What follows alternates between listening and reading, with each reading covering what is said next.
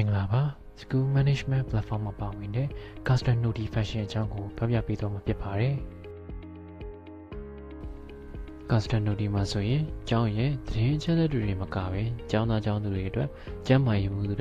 လေ့လာစရာပညာရပ်တွေနဲ့အားဖြည့်မိကုံများကိုပါ Random Message အနေနဲ့ပေးပို့နိုင်ပါတယ်။အသုံးပြုရတာလည်းအရင်ကိုရွှေရွှေလွယ်ကူပါတယ်။တစ်ကြောင်းလုံးကိုပို့ခြင်းလားအတန်လိုက်ခန်းလိုက်ပဲတည်တံ့ပုံမလားမိမိနဲ့တက်တက်လုံးစနစ်တကျရွေးချယ်ပေးပို့နိုင်ပါတယ်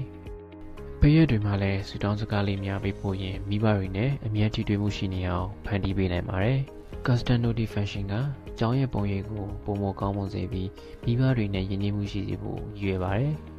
။ကျွန်တော်တို့ Software ရဲ့ School Management Platform မှာပါဝင်တဲ့ Function လေးတွေအကြောင်းကိုကြည့်ရှုပြီးလူချင်းမင်းတို့ကျောင်းအတွက်အသေးစိတ်တိုင်ပင်ဆွေးနွေးလိုပါက